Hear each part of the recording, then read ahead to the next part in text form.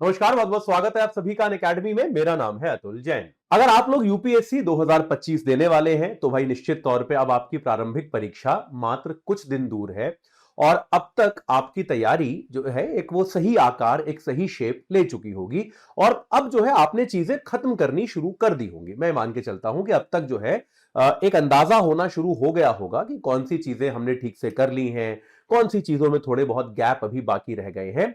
इनका आइडेंटिफिकेशन जो है, इनकी पहचान जो है वो अब तक आप शायद कर चुके होंगे। अगर ऐसा आपके साथ नहीं भी हुआ है तो ज्यादा हैरान होने की आवश्यकता नहीं है, बहुत ज्यादा व्यथित होने की जरूरत नहीं है। देखिए, मेरा जो इस फील्ड में यूपीएससी की तैयारी कराने का जो फील्ड है, इसमें जो मेरा अनुभव है इतने वर्षों का, वो ये कहता है कि ओवर द ईयर्स मैंने बहुत सारे ऐसे टॉपर्स देखे हैं, ऐसे व्यक्ति, ऐसे विद्यार्थी जो इस परीक्षा में 10-20 के अंदर रैंक लेकर आए हैं। ऐसे विद्यार्थी भी अगर आप उनसे प्रीलिम्स के एक दिन पहले मिले या 2 दिन पहले मिले और पूछे कि भाई क्या स्थिति है तैयारी की, तो वो कहते हैं सर बहुत बुरा हाल है, इस बार तो प्रीलिम्स नहीं होने वाला। कि सर आप विश्वास नहीं करेंगे, मेरे पास एक विद्यार्थी का जिसकी आगे जाके 150 रैंक आई, उसका मेरे पास फोन आया था प्रीलिम्स के 2 दिन पहले कि सर मैं अटेम्प्ट स्किप कर दूं क्या। और मैंने उसको ये बोला कि अगर तुमने अटेम्प्ट स्किप किया तो मैं बहुत मारने वाला हूं तुमको, अटेम्प्ट जरूर देना है। अटेम्प्ट दिया, प्रीलिम्स ठीक चला गया, हो गया, मेंस हो गया, इंटरव्यू हो गया, 150 रैंक आ गई। ठीक है, तो आप समझ रहे। तो अगर आपको ऐसा लग रहा है कि यार मेरी तैयारी तो बड़ी खराब है, तो आप अकेले नहीं हैं दोस्त, इसमें बहुत लोग और शामिल हैं, इसी बोट में बहुत लोग और बैठे हैं। करते जाइए शांति से, कोई दिक्कत नहीं है, तैयारी कभी खत्म नहीं होती, इसको लेके चिंता की कोई खास जरूरत नहीं है। और अगर आपको ऐसा लगता है इस पूरी तैयारी की प्रक्रिया में, अभी ये सब तो आपके लिए रेलेवेंट नहीं है, हाँ ये आपके लिए रेलेवेंट है कि अगर आपका कोई एक आध टॉपिक मान लीजिए छूट गया है, कोई एक आध टॉपिक ऐसा है जो आपका छूट गया है, जिसकी तैयारी आपने अभी ठीक से नहीं करी है, या जिसमें आपको लगता है कि यार मैं थोड़े से क्वेश्चंस और कर सकता हूं या कर सकती हूं, कुछ एक सवाल अगर मैं और कर लूं तो मेरी तैयारी बेहतर हो जाएगी, अगर आपको ऐसा लगता है, तो हमारा जो क्रैश कोर्स था, ये क्रैश कोर्स, अब तो इसको था बोलना पड़ेगा क्योंकि अब तो प्रीलिम्स हो ही गया, मतलब आने ही वाला है प्रीलिम्स। तो अब इसकी, तो अब ये जो क्रैश कोर्स है, ये आपको मात्र 1 रुपए में उपलब्ध है, बेसिकली फ्री में उपलब्ध है। 1 रुपये में आप इस क्रैश कोर्स को ले सकते हैं। मैं आपको यहां पर आगाह कर दूं, सचेत कर दूं कि 1 रुपए में क्रैश कोर्स उपलब्ध होने का मतलब यह नहीं है कि अब आप आज इस क्रैश कोर्स को लेकर पूरा पढ़ने बैठ जाएं। भगवान के लिए ऐसा मत कीजिएगा, अपने ऊपर यह अत्याचार मत कीजिए। ये 1 रुपए में आपको ऑफरिंग इसलिए दी जा रही है कि मान लीजिए किसी एक टॉपिक में आप कमजोर हैं, आपको उसके नोट्स देखने हैं, आपको लगता है कि यार कुछ इन विषयों के मैं 10-15-20 क्वेश्चन और कर लूं तो वो आप कर पाए, इसके लिए आपको 1 रुपए का ये जो संसाधन है ये दिया जा रहा है। इसका ऐसे ही उपयोग कीजिएगा, इसका उपयोग पूरी पढ़ाई करने में अब मत कीजिएगा। ठीक है, चलिए आगे बढ़ते हैं। अब एक बार जानने की कोशिश करते हैं कि ऐसी कौन सी चीजें हैं जो जिनका आपको पालन करना चाहिए। तो पहली जो चीज है वो वास्तविकता में एक बड़ी कैटेगरी में आती है, जिसको हम कहते हैं प्रश्न को ठीक से पढ़ें। इसमें कई सारी चीजें हैं, याद रखिएगा। यार ये तो आपको हर कोई कहता है, बचपन से हमको कहा जा रहा है कि भाई कोई भी एग्जाम देने जाएं तो जल्दबाजी ना करें, क्वेश्चन पेपर को, क्वेश्चन को ठीक से पढ़ें। यह आपको हमेशा कहा जाता है। आज मैं आपको 3-4 कॉमन गलतियां बताऊंगा जो आप ना पढ़ने के कारण करते हो। ठीक है, यूपीएससी में इस बात को याद रखिए कि यह स्पीड गेम नहीं है। यूपीएससी में आपको यार मतलब 2 घंटे का टाइम है, 2 घंटे में आपसे 100 सवाल पूछे गए हैं। उन 100 में से आप ये मान के चलो कि आपको 85-90 के आसपास सवाल अटेम्प्ट करके आने हैं, एक तरह से आप ये मान के चलो। तो आपको 1 घंटे में 45 क्वेश्चन करने हैं। उनमें से कुछ क्वेश्चन तो बहुत ही सिंपल होते हैं, जो आपको पढ़ते ही समझ में आ जाते हैं, तो वो आपके बहुत जल्दी हो जाते हैं। तो आपको समय की कमी पड़ेगी, इसकी संभावना बहुत कम है। आपको आता होगा तो भी समय की कमी नहीं पड़ेगी, नहीं आता होगा तो भी समय की कमी नहीं पड़ेगी। तो इसीलिए आपको समय का ऐसा नहीं करना है, मतलब इसका मतलब ये नहीं कि एक क्वेश्चन को लेकर आधा घंटा बैठे रह जाओ, पर यह है कि अगर आप एक ठीक ठाक गति से चलते रहोगे तो यह उस तरह का पेपर नहीं है जहां 1 घंटे में 100 क्वेश्चंस करने होते हैं, ये सब करना होता है। वो उस तरह का एग्जाम यूपीएससी नहीं है। तो बहुत जल्दबाजी मत कीजिए। हम लोग गलती कहां करते हैं कि जैसे ही हमको कोई जाना पहचाना प्रश्न दिखता है, जैसे मान लो आप भारतीय संसद बहुत अच्छे से पढ़ के गए हो, पार्लियामेंट आप बहुत अच्छे से पढ़ के गए हो, जैसे ही आपको दिखता है कि भारत की संसद के संदर्भ में इनमें से कौन सा वक्तव्य, आप इतना पढ़ते हो, अरे आप कहते हो अरे ये तो मेरा एरिया है, संसद का तो मैं चैंपियन हूं, पूरा अच्छे से पढ़ के आया हूं। फिर आप देखते हो 4 स्टेटमेंट दिए हैं, दूसरा सही है, तीसरा सही है, चौथा सही है, सीधा आंसर में 2 3 4 पर टिक करते हो, आगे बढ़ जाते हो। आपने कहां तक पढ़ा था प्रश्न, याद कीजिए। अब चाहिए तो इस वीडियो को जरा सा पीछे करके देखिए, प्रश्न कहां तक पढ़ा था? भारत की संसद के संदर्भ में इनमें से कौन सा वक्तव्य, बस यहीं तक पढ़ा था। अब आपने एक गलती क्या कर दी कि आप ये देखिए कि आपसे क्या पूछा गया है, क्या चीजें सत्य हैं या फिर क्या चीजें सत्य नहीं है। ये आपको देखना बिल्कुल बिल्कुल बाध्यकारी है। मतलब मैं चाहता हूं हर क्वेश्चन में आप इसको जरूर देखें, जहां भी ट्रूथ फॉल्स वाले क्वेश्चन आ रहे हैं। बेटा ये बहुत बेसिक पॉइंट है, लेकिन आप यकीन नहीं मानोगे हर साल कितने बच्चे इस चक्कर में अपने एकदम शॉर्ट सही क्वेश्चन गलत करके आ जाते हैं। हर साल, मतलब एवरी सिंगल ईयर मुझे ऐसे 10 बच्चे मिलते हैं कि अरे सर, ये बाहर निकलते हैं और जब आंसर टैली वैली मैच करते हैं, ये कैसे गलत हो गया, अरे इसमें तो असत्य पूछा था। और यूपीएससी भी बेटा आपके साथ ऐसे गेम खेलता है कि आपसे पूछा है कि कौन से कथन सत्य नहीं है, तो जो सत्य वाले होंगे ना, वो भी एक ऑप्शन जरूर होगा आप जैसे बच्चों के लिए, उन बच्चों के लिए जो गलती करके आ जाए। तो ये बिल्कुल बेटा, ये गलती तो अपराध है, मतलब ये गलती कर दोगे। इसीलिए मैं, आपने देखा होगा अक्सर हिंदू वाले क्वेश्चन में भी मैं ऐसी प्रैक्टिस कराता हूं, इनमें से असत्य कथन पहचानिए, कई बार मैं लिख देता हूं आपको बिना बताए। और फिर मैं आपको फिर कितनी बार डांटा है मैंने क्लास में कि असत्य वाला और सत्य वाला याद कीजिए। अपनी स्पेशल क्लासेस में कितनी बार डांटा है मैंने इस चीज के लिए आपको कि सत्य असत्य पढ़ो। तो ये सत्य है और सत्य नहीं है, ये पहले प्रकार की गलती है जो लोग करते हैं। इसको याद रखिए, मतलब इसको बहुत ध्यान से पढ़ना है। मेंटल नोट बना के जाइए इस बात का कि सत्य असत्य पढ़ूंगा या पढ़ूंगी, उसके बाद ही क्वेश्चन को अटेम्प्ट करेंगे, उसके पहले अटेम्प्ट नहीं करेंगे। ठीक है, चलिए दूसरा जो एक समस्या कई बार हो जाती है, वो होती है ऑप्शंस का क्रम। ये मैं आपको बता देता हूं। देखो कई सारे प्रश्न क्या होते हैं ना, हम इतनी प्रैक्टिस कर चुके होते हैं कि हमको एक क्रम रटा हुआ होता है। जैसे मान लो किसी, जो आपका ये वाला सवाल आता है ना, जिसमें 2 स्टेटमेंट दिए होते हैं, तो आपको बताना होता है अगर ऑप्शन ए क्या होता है कि स्टेटमेंट 1 सही है, 2 गलत है। ऑप्शन बी क्या होता है कि 2 सही है, ए गलत है, 1 गलत है। सी क्या होता है, दोनों सही है। डी क्या होता है, दोनों गलत है। हमने आज तक, अगर आप लोगों ने बहुत सारे मॉक टेस्ट किए हैं, तो आपने हमेशा यही ऑप्शन, यही ऑर्डर देखा होगा, है ना, ए बी सी डी। तो जैसे हम, तो हम क्या करते हैं, हमारे दिमाग में ये ऑर्डर इतना फीड हो रखा है कि जैसे ही हमें क्वेश्चन देखा जिसमें 2 स्टेटमेंट दिए हुए हैं, हमें दिख गया कि पहला सही है दूसरा गलत है, तो हम विकल्प पढ़ते नहीं सीधा ए मार्क कर देते हैं, क्योंकि हमको पता है ये तो ए है। या फिर जहां दोनों ही सही हैं, वहां हम सीधा सीधा सी मार्क कर देते हैं, हमको पता है दोनों सही वाला तो सी ही होता है। लेकिन ऐसा कोई लिखा थोड़ा ना है कि हमेशा होगा। तो याद रखिए, एकाध बार यूपीएससी इस तरह का खेल कर चुकी है, वो खेल इस बार भी कर सकती है। भाई वो कोई, उन्होंने कसम तो खाई नहीं है कि वो आपके साथ एकदम प्यार से एग्जाम करेंगे, वो इस तरह की परिवर्तन कर सकते हैं।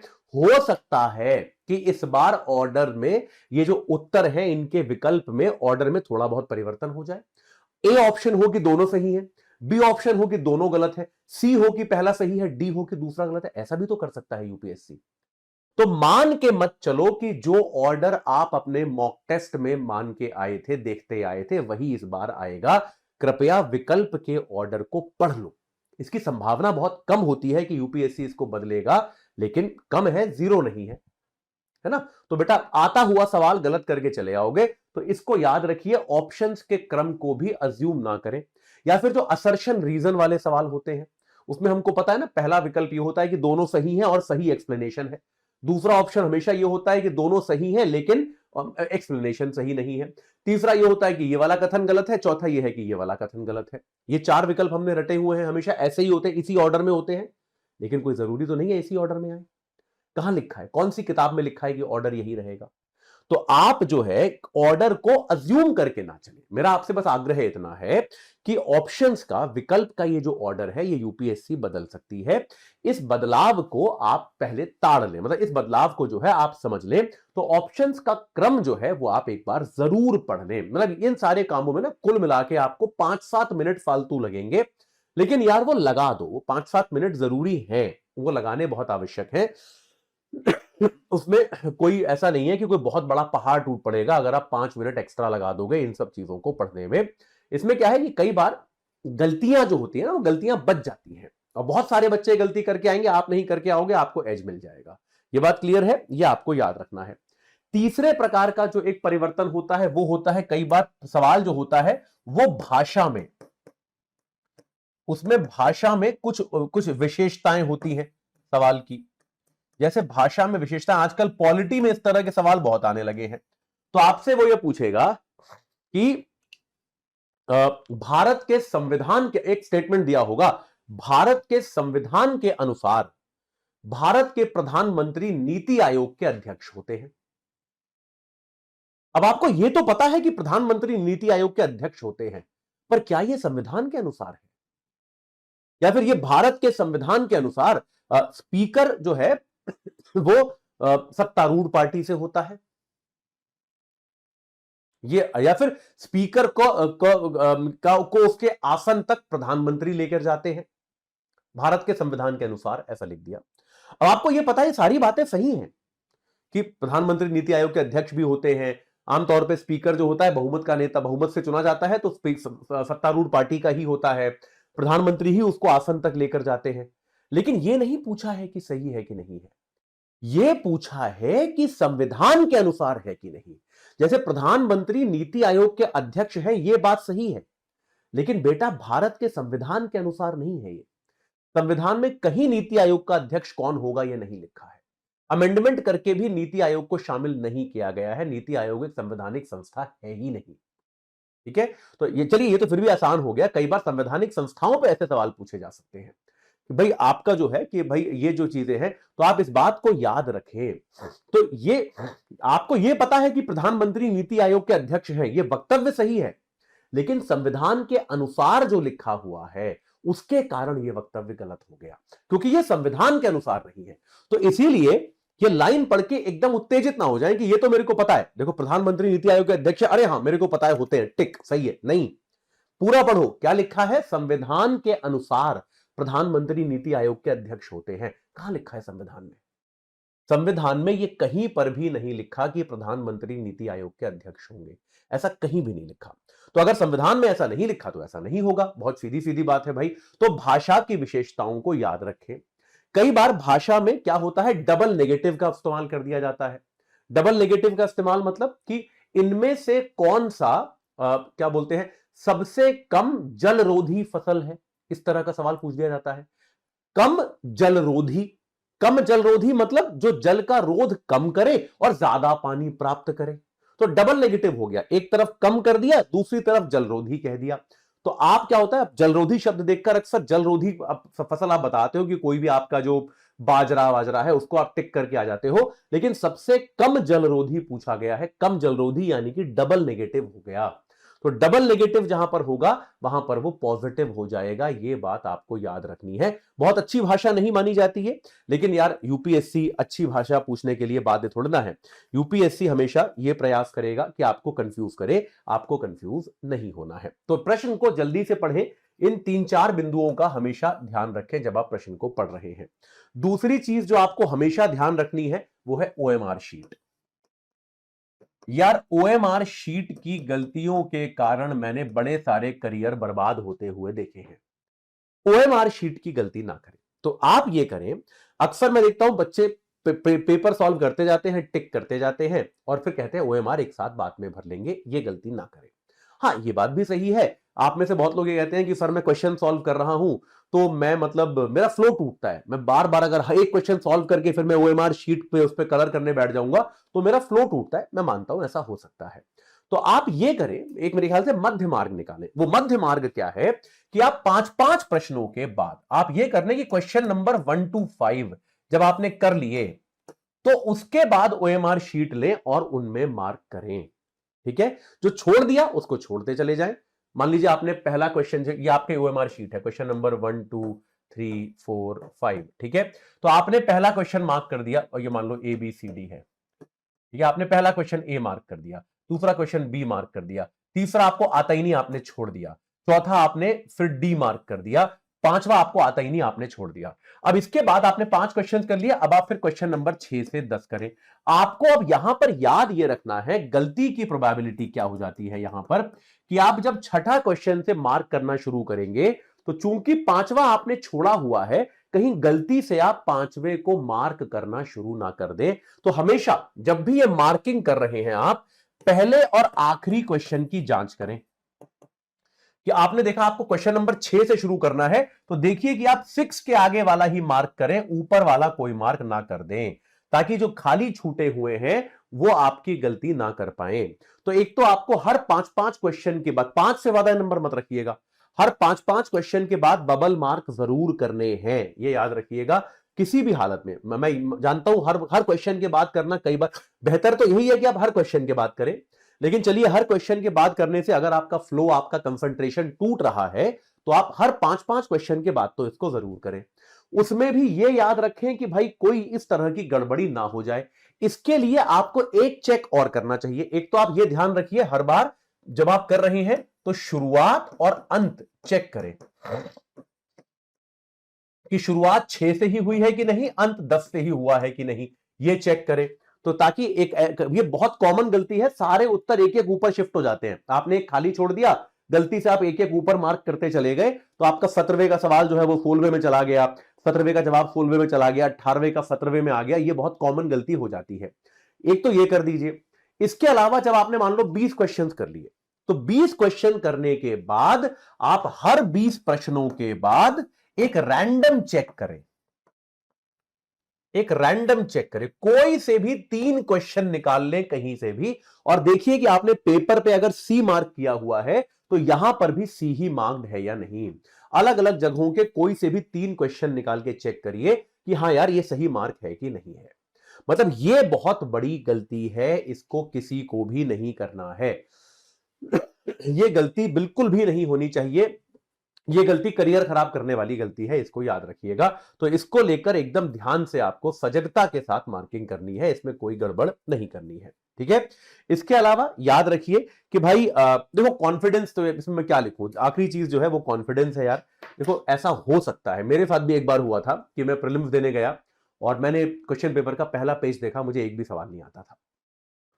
एकदम से ना कॉन्फिडेंस की हवा निकलने लगती है कि यार ये क्या हुआ, बहुत पढ़ के आए थे यार हम तो। दूसरा पेज देखा, दूसरे पेज पे भी एक भी सवाल नहीं आता था। अब यहां पे मैंने क्वेश्चन पेपर बंद कर दिया। मैंने कहा अरे यार ये क्या हो गया मेरे साथ, पूरा 1 साल की पढ़ाई लिखाई मेहनत बेकार हो गई। कुछ नहीं, आप गहरी सांस लीजिए, कोई बात नहीं। एक तरीका जो मैं अपनाता था, मैं क्वेश्चन पेपर को उलट के उल्टे साइड से देखना शुरू कर देता था।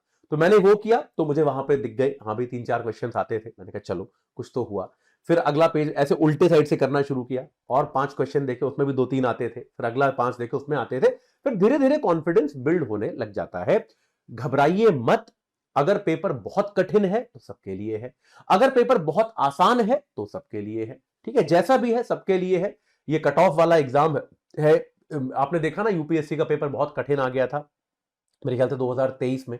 तो कट ऑफ कहां चला गया था हम सभी जानते हैं, हमने देखा 75 के नीचे से कट ऑफ चला गया था। तो यार वो आप कट ऑफ उसका ध्यान रख लेगा, उसकी आप चिंता मत कीजिएगा अगर आपको लगता है पेपर बहुत मुश्किल है। कॉन्फिडेंस बना के रखिए, हौसला बनाकर रखिए। बस ये गलतियां जो है, इन गलतियों के कारण अपने फजूल के नंबर जो है उनको मत गंवाइए, ठीक है। चलिए तो अभी के लिए इतना ही, और ध्यान रखिए अपना, इस परीक्षा की अच्छे से तैयारी कीजिए। आप सभी को मेरी ओर से बहुत बहुत शुभकामनाएं।